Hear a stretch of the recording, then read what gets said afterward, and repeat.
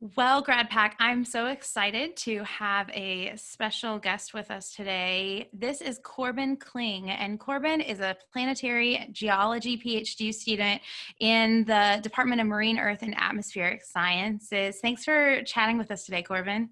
Yeah, of course. Thanks for having me. Absolutely. So, Corbin, you and your work came across our desk at the graduate school recently about how you are helping out in the face of COVID-19 and addressing a really important need for us. Would you mind sharing with us a little bit about that? Sure. So I'm a avid 3D printer at home, printing a bunch of different random things. And about a week ago, I saw that the company that built my 3D printer started to design face shield, like medical face shield parts for people to 3D print at home and donate. And then about 4 days ago, I realized that I have so much material that I could use to do this as well. And then I got hooked in with a organization called getusppe.org. And they kind of have all the donation centers listed on there. So I started thinking about it, and then I was just like, you know what, I'm gonna print some of these up and see what I can do.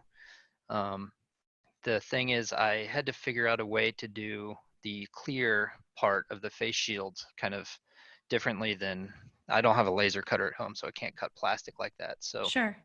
um, I knew I had some overhead transparencies from when I was teaching class a couple years ago That in is my awesome. office. Yeah.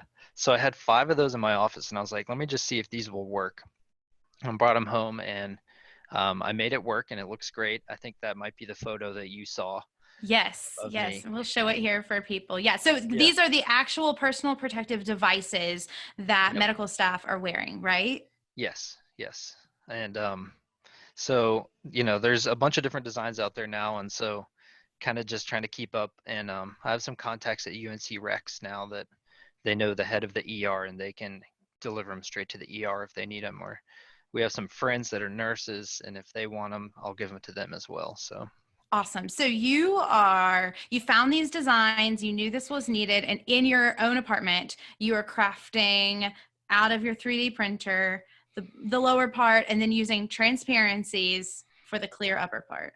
yes, yep. And my 3D printer is actually right there I going. see it. Yeah, that's It's awesome. printing two right now. So um, That is amazing. And so you're able to print 16 shields a day just for you, right? yes, 16, and every day I'm getting the times down a little bit more.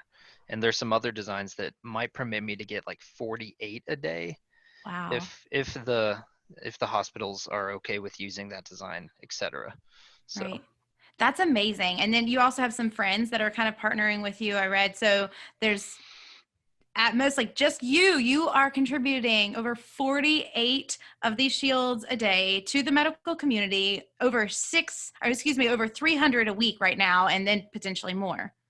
yeah, so we're just ramping up right now, and so I have two friends in Fayetteville that I'm really close with. They're not students, but they also have 3D printers, and so I was like, hey guys, if you're willing and able, I can come pick them up from y'all. So they're doing, I think they're doing a little bit less output than me a day, but either way, I mean, we're getting at least 40, 50, 60 a day done, and hopefully That's out. amazing. Yep. That's so amazing. And then you've linked in with that community. Would you mind telling us again the name of the organization that is linking you to hospitals that are in need of these?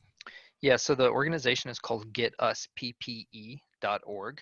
Um, I haven't had any contact with them other than signing up on their page saying that I'm a maker and I can do this. But they do have all the donation centers listed on there. Awesome. And then through all the emails that kind of went out to the university, I got in contact with somebody from UNC who knows specific people at UNC Rex that need stuff the most. And so he's kind of my main contact right now that I'm working through. So That's amazing. That's amazing. Well, I'm excited.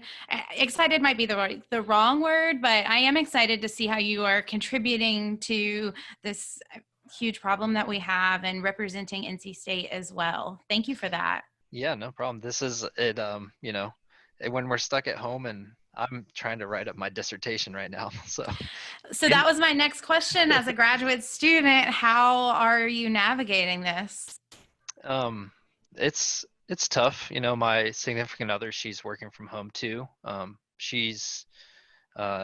she has work that she has to do, and she has to go out into the field still. So I'm in the writing stage of my PhD. So, you know, I'm already kind of cooped up when I'm not on quarantine status, you know, just writing as much as possible. But it's Right. definitely different having virtual meetings and being stuck in my house, but having the dog around or, you know, stuff like that helps. So, Yeah, absolutely. And just as a kind of cool aside, I mean, you are at NC State finishing your PhD and you won an incredibly prestigious award that's enabled you to study and be here. Would you mind just sharing with us a little bit about that? sure. So, um, this was almost 3 years ago now that I wrote a proposal for the NASA Earth and Space Science Fellowship Program.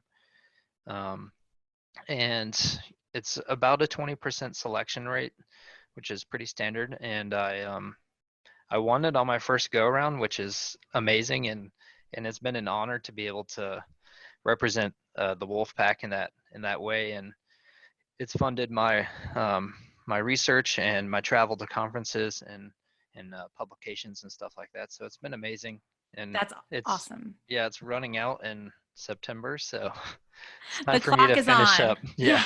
Yeah. Yeah. And what's your dissertation on? I study so essentially the volcanic or tectonic equivalent of sinkholes. So like a sinkhole that you'd find in Florida, but generated by a volcano or by a big fault. And we find them all across the solar system on asteroids, on Mars, on the icy moons. So they're pretty interesting. And what made you decide to come to NC State to study this?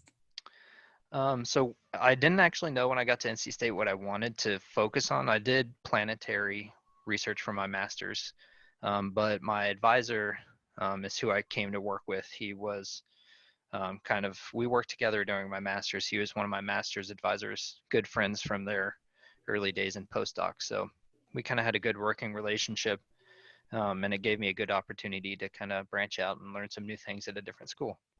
Awesome. Awesome. Yeah, that connection with your mentors is so important. And it's always nice when your previous professor provides that conduit for your future mentorship as well. Yeah, yeah, definitely.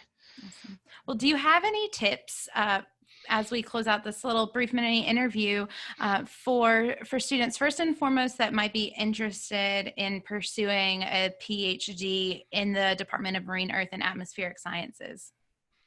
Um, yeah, so, you know, I would say don't be discouraged when things don't go the way you plan. It's always, you know, just keep applying to different things, internships, and make sure you explore all the different possibilities of kind of where your career could take you and don't limit yourself to certain things. Which is a testament to the work that you're doing now of not limiting yourself to your studies and your dissertation and how you are really giving back to the community through this. Exactly. Yep. Yeah. Awesome. So, any other makers out there, would you recommend? It's pretty easy to get involved within this, or any tips of how, if they are so inspired by your story, they can be involved as well? Yeah, so I would say go to the getusppe.org website, and there's actually now an NC State initiative through the Aerospace Engineering Group to organize all of the makers in the Raleigh area or in the North Carolina area, I think. And they're actually this is going to dwarf what I'm doing, but they're on to producing hopefully around 40,000 face shields per month through the university 3D printers in the engineering department. And so they have, I can send you a link after this, but they have a Google Forms sign up sheet where you can sign up to be part of their volunteer network. Um, and so, yeah, it's there's a bunch of groups out there that you can sign up for. It's just kind of finding. Get Us PPE has the files on there that you can download, so it's kind of the first stop for me. That's awesome. Well, I think that the numbers, while all helpful, like what truly matters to you is the way that your heart and willing to get involved and do whatever we can do.